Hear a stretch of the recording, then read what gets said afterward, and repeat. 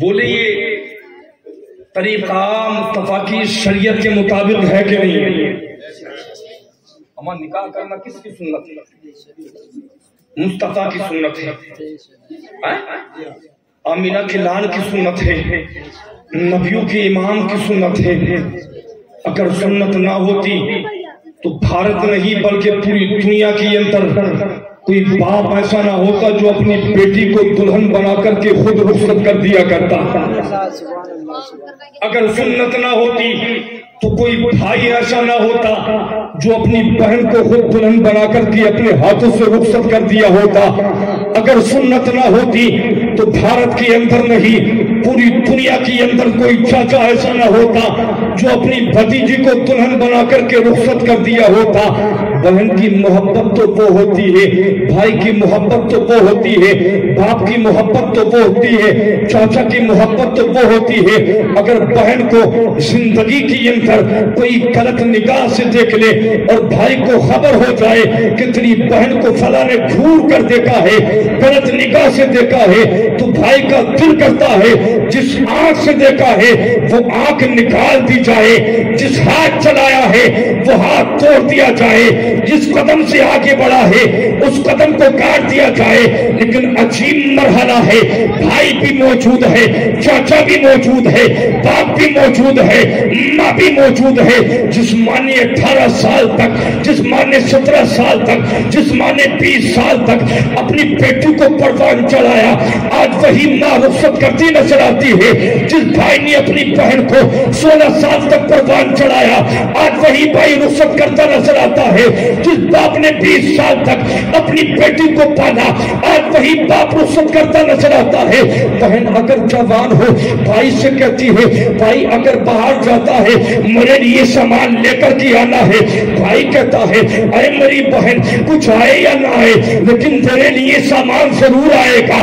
باپ سے کہے ابا جان فلاں سامان لانا ہے، باپ کہتا ہے بیٹی کچھ آئے یا نہ آئے لیکن تیرا سامان ضرور آنا ہے۔ ماں سے کہے ماں فلاں سامان لانا ہے، ماں کہتی ہے کہ بیٹی کچھ آئے یا نہ آئے تیرا سامان ضرور لانا ہے۔ کلیجے پر ہاتھ رکھ کر کے سوچے، اپنے دل پر ہاتھ رکھ کر کے سوچے، جس ماں نے 18 سال تک پالا ہو، جس ماں نے 20 سال تک پالا ہو، جس باپ نے 22 سال تک پالا ہو، جس باپ نے 17 سال تک پالا ہو، جس بھائی نے اپنی بہن کی خواہش کو پورا کیا، التجا کو پورا کیا، تمنا کو پورا کیا، آرزو کو پورا کیا، خود کو مشقت میں رکھا، بہن کی خواہش کو پورا کیا، خود کو مشقت میں رکھا، باپ کی خواہش کو پورا کیا، خود کو مشقت میں رکھا، بیٹی کی خواہش کو پورا کیا، لیکن صرف ایک مرحلہ وہ آتا ہے جو نبی کی شریعت کے مطابق، نبی کی سنت کے مطابق، جس کو ہم نکاح کہتے ہیں۔ نکاح کے چند الفاظ کہے جاتے ہیں، اقرار باللسان و تصدیق بالقلب۔ چند الفاظ کے عوض بھائی بھی خوشی خوشی بدا کر دیتا ہے، ماں بھی بدا کر دیتی ہے، بھائی بھی بدا کر دیتا ہے، باپ بھی بدا کر دیتا ہے۔ اس لیے نہیں بلکہ اس لیے کرتا ہے، مصطفیٰ ارشاد فرماتے ہیں النکاح من سنتی فمن رغب عن سنتی فلیس منی۔ مصطفیٰ ارشاد فرماتے ہیں نکاح میری سنت ہے، فمن رغب عن سنتی، جس نے میری سنت سے منہ موڑا فلیس منی، گویا کہ وہ ہم میں سے نہیں ہے۔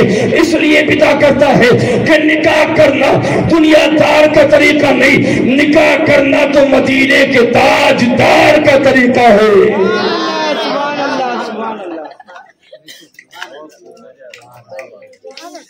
کس کا طریقہ ہے؟ مدینے کے تاجدار کا طریقہ۔ اگر نبی کی سنت نہ ہوتی کون بھائی اپنی بہن کو رخصت کر دیتا؟ مصطفیٰ کی سنت نہ ہوتی کون باپ اپنے لگتے جگر کو جدا کر دیتا؟ مصطفیٰ کی سنت نہ ہوتی کون ماں اپنی جان کو جدا کر دیتی؟ لیکن ہاں ماں بھی خوشی سے بدا کرتی ہے، باپ بھی خوشی سے بدا کرتا ہے، بھائی بھی خوشی سے بدا کرتی ہے، اور اصلاح کر کر کے بدا کرتی ہے کہ بیٹی جا تو رہی ہے، جا تو رہی ہے، جا تو رہی ہے، لیکن جب بھی ملے اس حال میں ملنا، اس حال میں ملنا تاکہ مجھ سے تو بھی راضی رہے اور تجھ سے تیرا شوہر بھی راضی رہے، اس سے تیرا شوہر بھی راضی رہے۔ انشاءاللہ اس طریقے سے جب بیٹی ودا کی جاتی ہے، میں تو پوری ذمہ داری کے ساتھ کہتا ہوں کہ اس گھر کے اندر کبھی انتشار نہیں ہو، کبھی انتشار نہیں ہوتا ہے، اس لیے کہ مصطفیٰ کی شریعت کے مطابق ودا کی جاتی ہے۔ اور آئے بہووں کو لانے والوں، اپنے بیٹا کا جس وقت نکاح کرو تو صرف خیال کرنا نہیں بلکہ دیکھنا بھی ضروری ہے کہ جس بیٹی کو ہم لا رہے ہیں کیا وہ بیٹی قرآن کو پڑھتی ہے کہ نہیں پڑھتی ہے؟ بولے یار سبحان اللہ۔ ہاں آج تو ہمارے معاشرے کے اندر صرف دیکھا جاتا ہے ہاں فلاں کی بیٹی بڑی پڑھی لکھی ہے، فلاں کی بیٹی کے پاس بڑی ڈگریاں ہیں، فلاں کی بیٹی کے پاس بڑی ڈگریاں موجود ہیں، لیکن کبھی یہ بھی دیکھ لیا کرو کہ اگر ڈگریاں ہیں یا نہیں ہیں، لیکن سب سے پہلے ڈگری کے قرآن کو پڑھنا جانتی ہے کہ نہیں جانتی؟ ساری ڈگریاں تاک میں رکھی رہ جاتی ہے، اگر قرآن نہ جانے،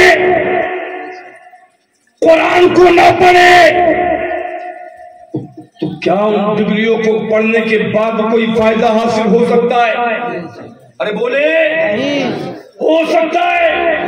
نہیں ہو سکتا، لیکن ہاں اگر آنے والی بہو قرآن کو پڑھنے والی ہو، قرآن کو سینے سے لگانے والی ہو، قرآن کو جاننے والی ہو، نبی کی شریعت پر عمل کرنے والی ہو، جیسے ہی اپنے باپ کے گھر سے آئے گی قرآن پڑھتی آئے گی، شوہر کے گھر آئے گی، نماز فجر پڑھے گی، قرآن پڑھے گی، ظہر پڑھے گی، قرآن پڑھے گی، عصر پڑھے گی، قرآن پڑھے گی، مغرب پڑھے گی، قرآن پڑھے گی، عشاء پڑھے گی، قرآن پڑھے گی، اگر 5 ٹائم نہ پڑھ سکے تو بعد فجر تو ضرور پڑھے گی، اور جب قرآن پڑھے گی ہاتھوں کو مولا کی بارگاہ میں اٹھائے گی، اے مولا جس طرح میرے باپ کے گھر عطا کرتا رہا، میرے ابا کے گھر دیتا رہا، میرے بھائی کے گھر دیتا رہا، مولا ان کی بیٹی تھی اب اس گھر کی بہو بن چکی ہو، مولا اس گھر کے اندر بھی ترقی عطا فرما، اس گھر کے اندر بھی ترقی عطا فرما۔